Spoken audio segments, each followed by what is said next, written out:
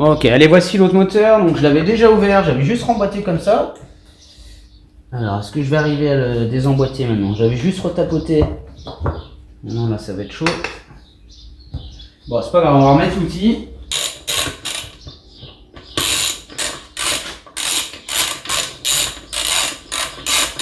J'ai déjà enlevé une fois, il s'est déjà enlevé tout seul.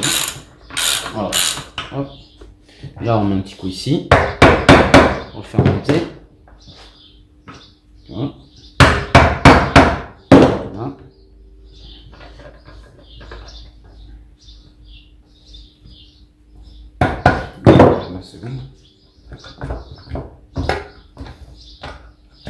Tu vois? Pas de souci. J'ai même enlevé l'outil avec. C'est pour te dire. Hop. Là.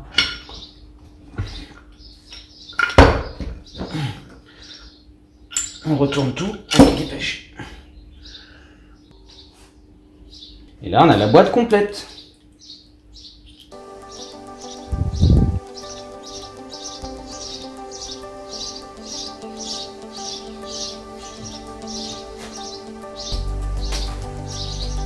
Bon, et bien, je viens de contrôler donc les 3 boîtes de vitesse. Alors, là, l'objectif, on a des objectifs dans les objectifs depuis le départ avec cette machine, et c'est pas grave. C'est ça, quand on fait des affaires, il faut pas se plaindre après derrière. Les gens ne sont pas dans le moteur, et puis quand on a des lots comme ça, bah, c'est normal. En tout cas, la boîte est bonne sur la machine qu'on est en train de faire, sauf la dent cassée ici. Donc ce qu'on va faire, on va prendre l'arbre secondaire et on va remonter la pignonnerie qui est meilleure ici sur celle-là. Voilà tout ce qu'on va faire.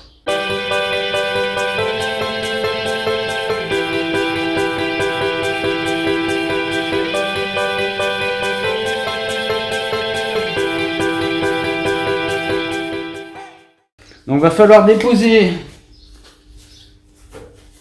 l'arbre secondaire, toutes les pignons fous, etc. Et remonter à partir de ce qu'on a sur l'autre. Donc, on va tout inspecter et tout mettre dans l'ordre. On va faire ça, ça. On va les mettre dans le bon sens, c'est-à-dire comme ça. Comme ça. Ensuite, on a la bague là. Ok, ensuite on a une rondelle. Ici. On fout. Ok, donc pour le haut on a que ça. Ça, c'est le côté en haut. Ensuite ici, c'est là-bas. Ici on a la rondelle. Comme ça. D'abord la cage à aiguille, ensuite la rondelle, le pignon fou dans ce sens, et là il y a le cerclips. Donc tu gardes ton arbre, tu as le gros côté, tu peux pas te tromper puisque l'usinage, voilà, là ça baille, et là ça rentre, et dans l'autre cas ça rentre pas. Petit côté, grand côté. On commence par le pignon fou là, avec les crabauds, on commence par celui-là. Ensuite, rondelle. La petite bague, la roue dentée là, côté creux, la petite rondelle et la grosse. Voilà. Donc ça ira en haut. C'est pignon de sortie de boîte. Et pour l'autre côté, c'est pareil. Le pignon avec le crabot, la fourchette, mais ici en bas. Donc il n'est pas rentré comme ça. Alors, tu vois, là ça tourne. Ça sert à rien. Alors que je suis embuté. Donc, alors que normalement, hop, voilà. Là c'est bien emboîté. Tac, ensuite la rondelle spéciale. La petite cage à aiguille. La grosse roue dentée. Hop, là, quand la fourchette pousse, les crabauds viennent plaquer contre, faire tourner. Et on finit par cette rondelle. Côté carter en bas. Tac. C'est sortir le vilo. Donc on va aller se préparer des cales à la bonne dimension. Et on va sortir le vilebrequin à la presse.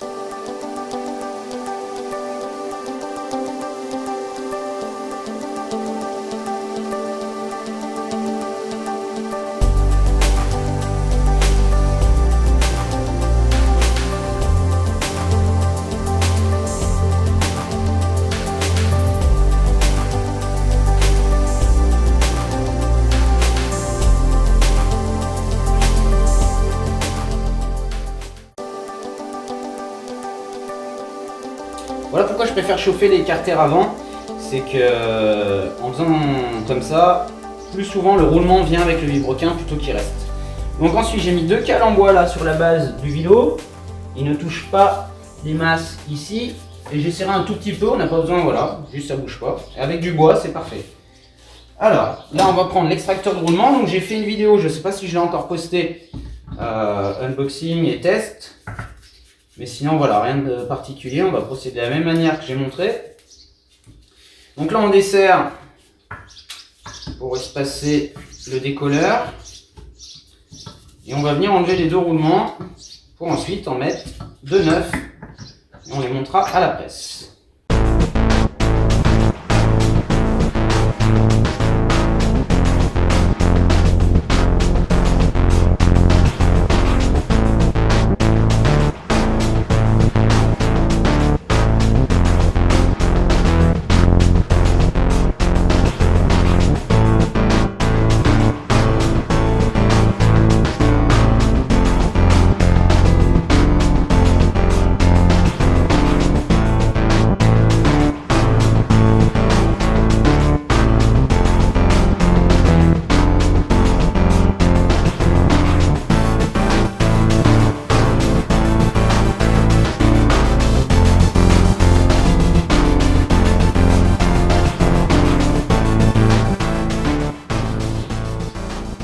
Allez, j'ai vérifié toutes les mesures.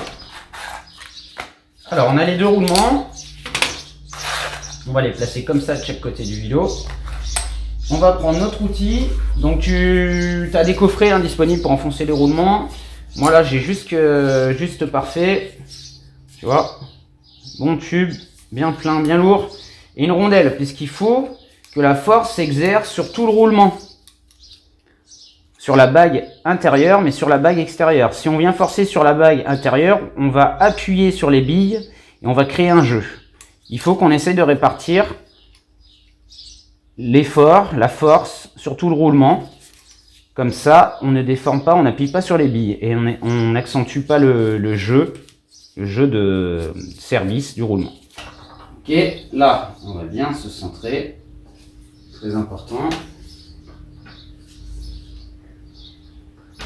Là, allez, bien centré là, pour bien que la force se répartisse partout.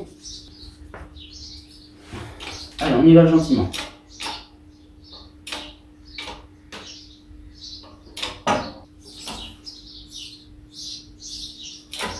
Voilà, là c'est bon. Et on a un roulement parfaitement monté, bien propre, sans aucun à-coup. Allez, on fait pareil de l'autre côté. Ici, but. On est bien en face, la cale est bien enfoncée.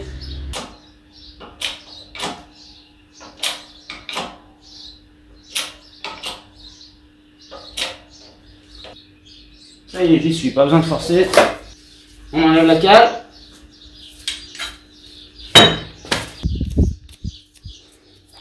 Bien monté, bien propre. Allez. On va rincer un peu tout. Là on a la vis à sortir, donc je vais nettoyer, on va être sûrement obligé de chauffer, donc on va s'occuper de sortir la vis. Pour l'heure on va retirer cette vis, donc là il va falloir que je chauffe. Et on va essayer de lui faire une empreinte au Dremel pour y aller au tournevis plat déjà.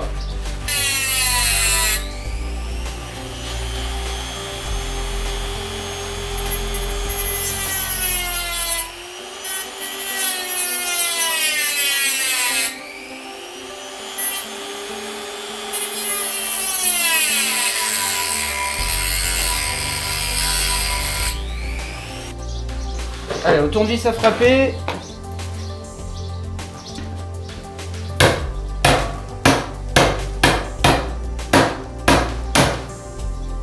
Oui, ça la desserre un peu. Yes!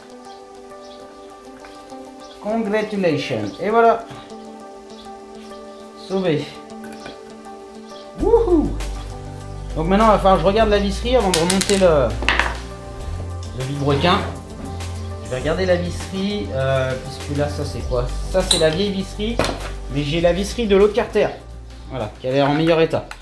Donc je vais trier et je vais prendre les meilleurs, bien nettoyer les deux carters et on se retrouve après pour l'opération remontage. Allez, c'est l'heure du remontage. On met les deux arbres bien l'un en face de l'autre, on fait gaffe à la rondelle ici et on vient les descendre. Ça rentre tout seul. Voilà, les deux arbres sont en place. Ensuite, on va prendre les fourchettes dans leurs emplacements, on ne peut pas se tromper. Une ici, voilà, dans les gorges. Une ici. Les deux petits ergots côté barillet. On prend le barillet. Ok, la rondelle elle est déjà en place. On tire la commande là derrière, voilà. Ensuite, on prend la fourchette de l'arbre primaire. Tac. Et on les place dans les gorges. Ici. Ici. Voilà. Voilà. Là, les fourchettes sont bien dans leur gorge. Là, on va venir. On n'oublie pas la seconde rondelle. L'axe qu'on vient lubrifier. Les axes. Hop, on vient placer l'axe de l'arbre primaire.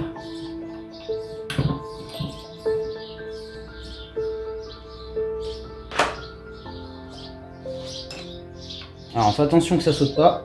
On remonte, voilà.